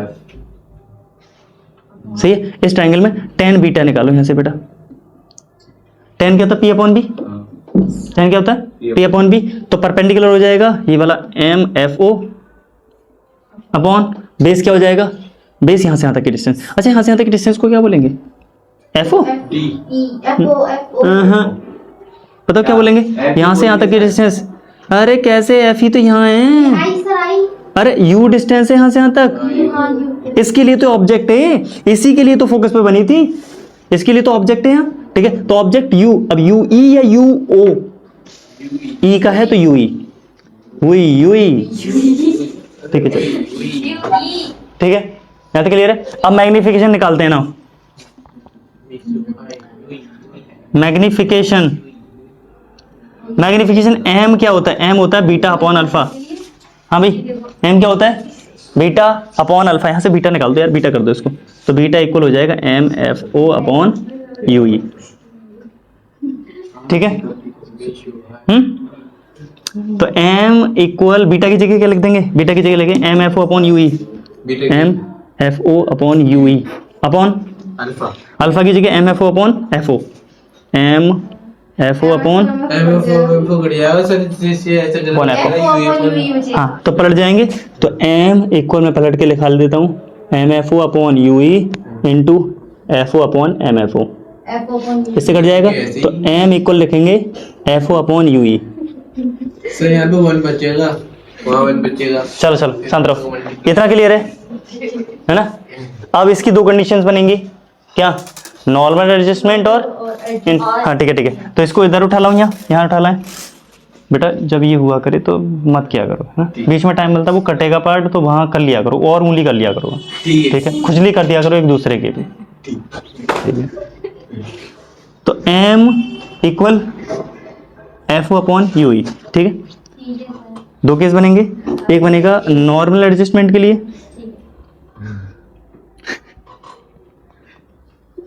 नॉर्मल एडजस्टमेंट, और एक और किसके लिए बनेगा, नियर ऑब्जेक्ट्स के लिए या नियर पॉइंट्स के लिए। अब नॉर्मल एडजस्टमेंट के लिए इमेज कहाँ बनानी होती है, इन्फिनिटी पर, नॉर्मल एडजस्टमेंट है इमेज इन्फिनिटी पे, तो इमेज इन्फिनिटी पे बनाने के लिए ऑब्जेक्ट को कहाँ रखना पड़ेगा, फोकस पर, है ना। अब इमेज तो फाइनल तो यही बना रहा है, यही बना रहा है ना, हाँ सर, तो इसकी फोकस पे रखेंगे तो इन्फिनिटी पे बना देगा ये, हाँ सही है ना। तो सर इस वाले में ये जो फॉर्मूला लिखा है, ऑब्जेक्ट की जगह कि ये जो यू ई जो है, क्या मैं इसकी जगह एफ ई लिख दूं, ठीक है। है ना? हाँ हाँ, तो एम इक्वल क्या हो जाएगा, एम इक्वल हो जाएगा F O upon F E. Divide होता है ना। दोबारा सुन लो, अगर आपको इन्फिनिटी पे चाहिए इमेज, ऑब्जेक्ट को रखना होता है फोकस पर। अब ये बताओ, ये इन्फिनिटी पे कब बनाएगा, जब इसकी फोकस पर रखी होगी। इसका फोकस कहाँ है, यहाँ, ये है ना? हाँ, इसका मतलब ये इमेज यहाँ लानी पड़ेगी, यानी ये जो यू ई बताया था ना यहाँ से यहाँ तक, ये एफ ई के बराबर हो जाएगा फिर। अरे जब यहाँ आ जाएगा तो यू ई बोलो या एफ ई बोलो, फोकल लेंथ के बराबर है ना, है ना? तो मैं यू ई की जगह एफ ई रख सकता हूँ, तो M equal F O upon F E. Doubt है? No sir.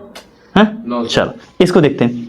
अब यहाँ देखो, नियर पॉइंट्स पे, यानी इमेज कहाँ बनानी है आपकी बार? सर इमेज बनानी है आपको डिस्टेंस, डी डिस्टेंस पर, 25 सेंटीमीटर पर, है ना? इसका मतलब v का वैल्यू d रखेंगे। इमेज कहाँ बनानी है? d पर। इसका मतलब v इमेज की डिस्टेंस d के बराबर होगा। क्या सही बात है? तो फिर ऑब्जेक्ट चेक कर लें, कहाँ रखेंगे, ऑब्जेक्ट के हिसाब से रख देंगे सर। सही है, सही है सर, रख लेते हैं। तो इमेज बनानी है एट d, ठीक है? तो फॉर्मूला रखते हैं sir, 1 upon F equal 1 upon we minus 1 upon U. Sir इसकी फोकल लेंथ कैसी होगी?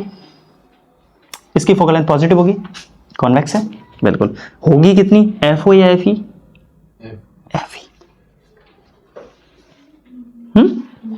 इक्वल 1 अपॉन वी कहाँ रखना है सर? इमेज कहाँ बनानी है? डी पर। सर इधर ऑब्जेक्ट रखेंगे, इधर ही इमेज बनेगी, तो सर ऑपोजिट डायरेक्शन में होगी, तो क्या माइनस डी रख सकते हैं? माइनस 1 अपॉन, सर ऑब्जेक्ट कहाँ रखेंगे? ऑब्जेक्ट इधर रखेंगे, ऑब्जेक्ट इधर रखेंगे, है ना?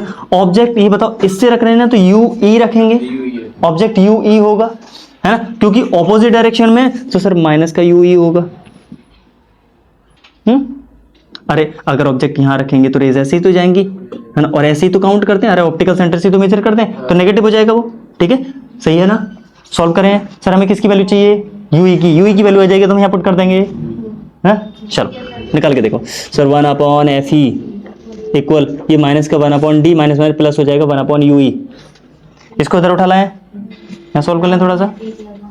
चलो, तो ये है 1 अपॉन एफ ई, ये इधर आ जाएगा बेटा 1 upon D equal 1 upon U ई। चलो ठीक है, इन दोनों का एलसीएम कर लो, तो डी एफ ई, ये इधर आ जाएगा, तो D plus F E equal 1 upon U ई, ठीक है? इसको पलट लें सर, तो यू ई की वैल्यू जो है ये आ जाएगी D F E upon D plus F ई। कौन परेशानी है? परेशानी ही परेशानी है। चलो देखो जरा, अब इसको वैल्यू को पुट कर दो वहां पर, वीडियो दे देना, ठीक है? इस वैल्यू को यहाँ पुट करो, यहाँ। अब मैं कहाँ रख दूँ, कहाँ रखूँ जल्दी से? यहाँ आ जाएगा, उधर रख के हूँ, उधर रख दें। चलो ठीक है, वहाँ तुम्हें पल्ले पड़ जाएगा। अरे यहीं रखते हैं यार, देखो जरा, तो अब हम यहाँ रखते हैं एम इक्वल क्या था, F O upon U E. सही है, तो मैं यू ई की वैल्यू ये वाली वैल्यू पुट कर देंगे, तो ये हो जाएगा बेटा M equal F O upon U E की जगह ये रहा, ये वाली है, रख ले। ये रखेंगे बेटा D F E upon D plus F E. सही है, ये पलट के ऊपर चला जाएगा सर, तो एम इक्वल हो जाएगा F O into D plus F E upon D F E. सही है, सही है सर। मैं एफ ई को इसके नीचे रखना चाहता हूँ, तो मैं ऐसा चाहता हूँ कुछ M equal F O upon F E दिखे, अपॉन एफ ई, ये डी ना इसके नीचे आ जाए, दोनों के नीचे, तो मैं अंदर रख दूंगा D plus F E upon D. कोई दिक्कत है सर? इन दोनों को मल्टीप्लाई करके बाहर दोबारा से रखा जा सकता है ना? क्या मैं इन डी को दोनों के नीचे डिवाइड लगा दूँ अलग अलग? यहाँ नहीं आया, यहाँ नहीं आया, यहाँ नहीं समझ में आया, पहले बताओ। यहाँ से नहीं आया, ठीक है? एक काम करते हैं, क्या सर इसको डी इंटू एफ ई लिख सकते हैं, या फिर एफ ई इंटू डी लिख सकते हैं? लिख दिया, नहीं लिख सकते, ठीक है? अच्छा, इस डी, ये मैंने F O upon F E, अरे इसको नीचे ऐसे लगा सकते हैं ना? क्या फर्क है? मल्टीप्लाई करोगे दोबारा चिपक जाएगा, हाँ? तो ये बताओ, अगर मैं इन दोनों को मल्टीप्लाई कर दूं तो एफ ई और डी एक साथ नहीं हो जाएगा? तो ये ब्रैकेट में अलग रहेगा, तो मैंने डी दोनों के नीचे लगा रहा हूँ, तो ये हो जाएगा M equal F O upon F E, D के नीचे डिवाइड लगा दो, D upon D plus F E upon D, ठीक है, डी से डी कट जाएगा, तो एम इक्वल आ जाएगा final formula F O upon F E और 1 plus F E upon D. चलो बेटा, सर हम कुछ भी नहीं कहेंगे, झाड़ा ही। चलो बेटा, जिसको जाना है वो जाना। जिसको जाना है वो जाता है। ये शांत रहो बेटा, शांत रहो।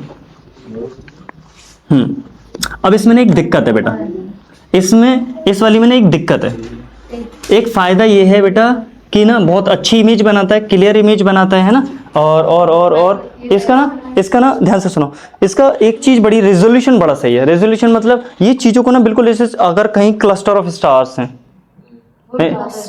स्टार्स का एकदम झुंड है, तो उसको ना अलग अलग करके दिखाता है, ये अलग, ये अलग, ये अलग अलग, बिल्कुल सेपरेट करके दिखाता है ना, बड़ी अच्छी खूबसूरत।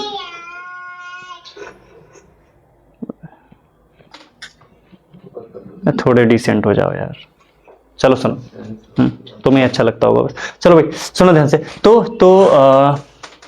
ये इसका रेजोल्यूशन अच्छा है ना, लेकिन एक दिक्कत है। एक दिक्कत क्या है कि जब दूर से रे आती है, तो मोनोक्रोमेटिक रे आती है ना, मोनोक्रोमेटिक रे आती है। याद है जब वो रे प्रिज्म पर पड़ी थी, तो रिफ्रैक्शन हुआ था, क्योंकि सारी रेज का जो वेवलेंथ होता है वो अलग अलग होता है, सारे कलर्स का वेवलेंथ अलग अलग होता है, वो बढ़ जाते हैं, फिर यही दिक्कत इसमें भी होती है। ध्यान से सुनो बेटा, अगर जैसे आगे वाला लेंस है, उस पर रे आकर गिरी, तो ये मोनोक्रोमेटिक रे आती है, और ये वाली रे जानी सीधी फोकस पे चाहिए थी, अकेली रे सीधी फोकस पे जानी चाहिए, लेकिन दिक्कत क्या है? दिक्कत ये है कि बेटा ये वाली फोकस पे जा ही नहीं पाती है। अच्छा, एक रे है, उसकी वेवलेंथ कुछ और होती है, तो उसके लिए फोकस ये हो जाता है, एक रे उसका फोकल लेंथ ये हो जाए, उसकी फोकस ये हो जाती है, यानी ऐसा एक झुंड सा बन जाता है रेस का, है ना। तो इसमें क्या होता है, कलर्स में इश्यू आ जाता है ना, कलर ब्लर्ड रहते हैं, अलग दिखता है, लेकिन ऐसा झुलझुला सा अलग अलग, मतलब कलर बिल्कुल क्लियर नहीं आ पाते हैं। अच्छा, कलर कॉम्बिनेशन का इश्यू रहता है बस हमें, बाकी सब कुछ बढ़िया दिखाता है ना, कलर्स का इश्यू रहता है। ठीक है, चलो तो इसको हटाएं जरा, मैं यहाँ पर एक प्रॉब्लम डालना है इसमें, प्रॉब्लम। अजी बताओ, इसमें थ्योरी डाल दोगे? थ्योरी, इसी की थ्योरी एग्जैक्ट पीछे वाले की जैसी। अरे इसमें ये आगे वो पीछे, ये आगे से रे आएंगी, वो वहां बीच में बनाएंगी उसके लिए। ठीक है, चलो सुनो, सुन लो, तो रटा भी नहीं जा सकता। ठीक है, तो प्रॉब्लम क्या है इसमें? हाँ, इसी में थोड़ा सा प्रॉब्लम डालो। इसमें प्रॉब्लम क्या है? इसमें प्रॉब्लम है chromatic observation, chromatic chroma colour, ठीक है, क्रोमेटिक ऑब्जर्वेशन। क्रोमेटिक ऑब्जर्वेशन का मतलब है जो कलर्स होते हैं, कलर आर नॉट सेपरेटेड, हाँ, not separated to each other, एक दूसरे से जो कलर्स होते हैं वो सेपरेट नहीं होते हैं। उसका रीजन क्या है? इन्फिनिटी से जो रे आती है वो कैसी आती है? मोनोक्रोमेटिक रे आती है ना। द रे which comes from infinity, the रे विच कम्स फ्रॉम इन्फिनिटी, है ना। ऐसी रे जो इन्फिनिटी से आती है वो कैसी होती है? मोनोक्रोमेटिक रे, मोनोक्रोमेटिक रे। रिफ्रैक्शन के बाद, जैसे रिफ्रैक्शन होता है, रिफ्रैक्शन के बाद क्या हो जाता है? इसमें डिफ्रैक्शन शुरू हो जाता है। डिफ्रैक्शन समझते हो ना? डिस्पर्सन। क्या होता है? डिस्पर्सन। डिस्पर्सन हो जाता है। ये colour are not separated to each other.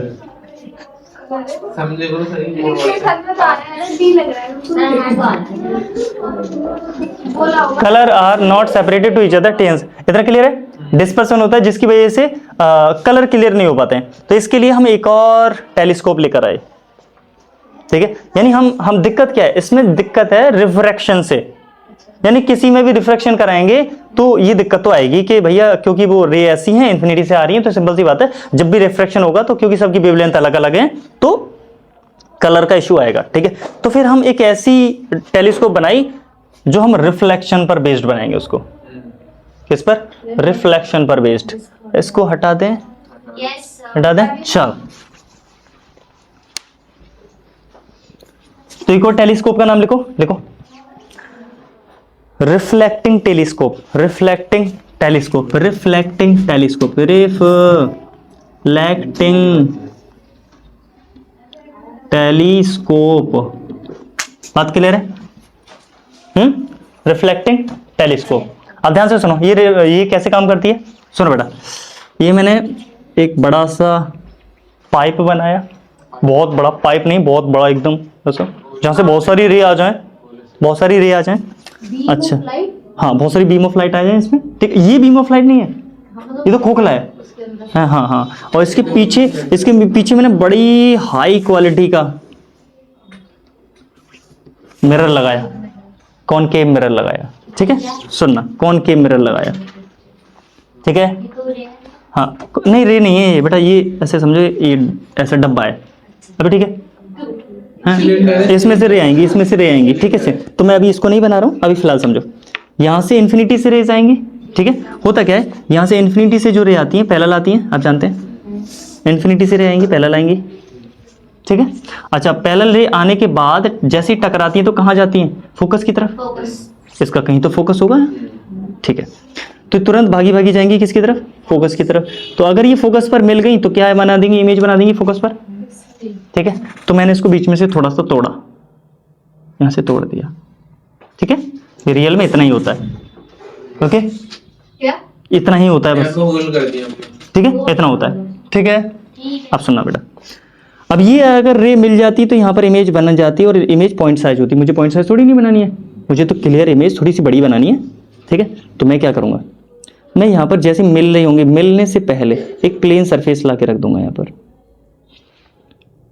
Correct है। तो जैसे ही मिलने से, सर अब बेटा ये तो पता है ना, कोई इस एंगल से आ रहा है तो यहाँ नॉर्मल बनाएंगे, इस एंगल से निकल के जाएगी रे, है ना। जितने एंगल से आ रही है उसी एंगल से इस तरीके से निकल जाएगी, है ना। ये तो जानते हैं ना, ऐसे ऐसे, ठीक है। यहाँ कहीं इसको मिलाएंगे, यहाँ मिलाएंगे इसको, ठीक है। अच्छा, अब बात तो ठीक है सर, कलर का इशू नहीं हुआ, है ना। बहुत ज़्यादा रेज आई, टकराने के बाद यहाँ पर मिल गई और यहाँ पर हमें क्या मिल गई? इमेज बन गई, क्लियर है। यहाँ हमने स्क्रीन डाल दी और इमेज बन गई, ठीक है। अच्छा, ये बनाने के लिए नहीं आएगा, तुमको बस बताने की कोशिश कर रहा हूँ, बनाने के लिए नहीं, ठीक है। सुनो, तो ये हमने रिफ्लेक्टिंग सरफेस डाला, यहाँ पर इमेज बन गई। इसमें भी एक इशू होता है, इशू ये है कि कलर का इशू नहीं है इसमें, कलर रेजोल्यूशन बहुत बढ़िया हो गया, उसमें रेजोल्यूशन ज़्यादा अच्छा था, वो क्लियरिटी ज़्यादा देता था। इसमें वो क्लियरिटी नहीं है लेकिन कलर का इशू था उसमें, ये कलर को रिजॉल्व कर दिया। इसमें दूसरी दिक्कत क्या है, अब से पहले ना हमने पैराक्सियल रेज पढ़ी हैं और हमने पढ़ा था कि ये जो मिरर्स होते हैं या लेंस होते हैं ये सिर्फ पैराक्सियल रेज के लिए ही सही काम करते हैं। याद है कुछ बताया था? ठीक है। तो पैराक्सियल रेज वो होती हैं जो प्रिंसिपल एक्सिस के बिल्कुल पास पास आती हैं। अब ये तो इन्फिनिटी से आ रही हैं, ये तो पूरी भर के आएंगी, दूर पास सब में आएंगी। तो मिरर का जो फोकस होता है, ये जो फोकस होता है सिर्फ पैराक्सियल रेज के लिए ही फिक्स होता है। सर कहीं से भी आएंगी तो यहीं टकराएंगी। अगर रेज पैराक्सियल नहीं है यानी दूर दूर हैं, है ना, हाँ ठीक है। तो अगर दूर दूर हैं, अगर मार्जिनल रेज हैं तो बेटा इसका फोकस रियल में तो यहां होगा, लेकिन ये पैरेलल आने के बाद टकराने के बाद कोई यहां से जाएगी, कोई यहां से जाएगी, पास वाली जो वो फोकस से जाएगी और पास वाली फोकस से पहले चली आएगी। बस समझ आ रही है? पैरेलल रेज भी मैंने तुम्हें बताया नहीं, शुरुआत में जब चैप्टर स्टार्ट कर रहे थे तभी बताया था कि हमारे सिलेबस में सारी की सारी रेज कौन सी हैं? Paraxial raise. पैराक्सियल रेज के लिए ही ये बने होते हैं, है ना, ये और चीजों पे काम नहीं करते हैं, ठीक है। इसका मतलब ये जो इन्फिनिटी से रेज आ रही थी ये कैसे रेज थी? पैराक्सियल नहीं थी, ये मार्जिनल रेज थी और मार्जिनल रेज के लिए मिरर्स काम नहीं करते हैं, इसीलिए इमेज तो बनी, है ना। लेकिन कलर का कॉम्बिनेशन, कलर वाला जो इशू था वो क्लियर हो गया, लेकिन इमेज थोड़ी सी धुंधली बनती है, इमेज थोड़ी धुंधली बनती है क्योंकि एग्जैक्ट एक जगह पर पॉइंट पर फोकस नहीं हो पाती है सारी रेज। है ना, थोड़ी इधर थोड़ी इधर थोड़ी इधर थोड़ी इधर, इस तरीके से तो इमेज तो बन जाती है, लेकिन क्लियर इमेज इससे भी नहीं बनती है। ठीक है, तो और बहुत सारे तरीके अपना लिए गए हैं अब तो, ठीक है, जिससे हम क्लियर इमेज पा लेते हैं, लेकिन फिलहाल आपके सिलेबस में इतना है। ठीक है, ये हो गया आपका लेक्चर खत्म। आप मिलते हैं नेक्स्ट लेक्चर में, नेक्स्ट लेक्चर में नहीं, नेक्स्ट चैप्टर में। तब तक के लिए take care, all the very best, bye. Bye bye.